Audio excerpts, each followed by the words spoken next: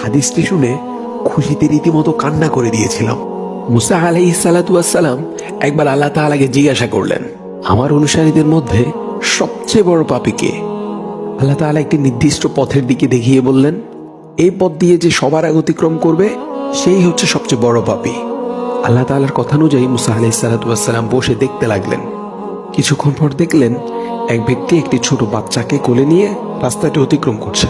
তিনি সাথে সাথেই বুঝে ফেললেন এই হলো সবচেয়ে বড় পাপী। এরপর তিনি আল্লাহ তাআলাকে আরো একটি প্রশ্ন করলেন, হে আল্লাহ, আমার অনুসারীদের মধ্যে সর্বাধিক ভালো মানুষটাকে?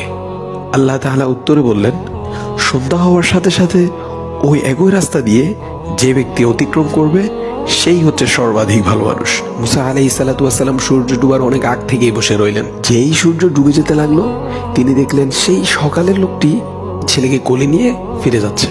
মুসা আলাইহিস সালাতু ওয়াস সালাম হতভম্ব হয়ে আল্লাহ তাআলাকে জিজ্ঞাসা করলেন, হে প্রভু, একই ব্যক্তি মহাপাপী আবার একই ব্যক্তি মহানেকি?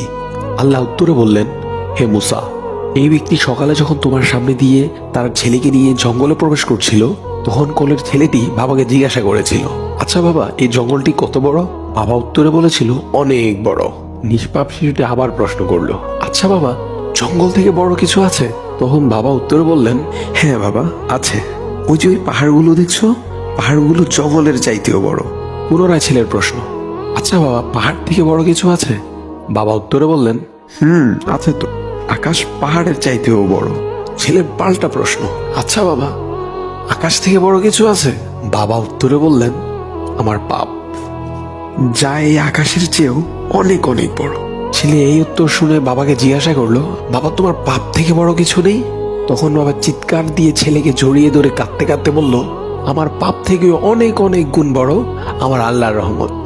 হে মুসা, এই ব্যক্তির পাপের অনুভূতি ও অনুশোচনা আমার এতই পছন্দ হয়েছে, সবচেয়ে পাপী ব্যক্তি থেকে তাকে আমি সবচেয়ে নেকি ব্যক্তি বানিয়ে দিয়েছি।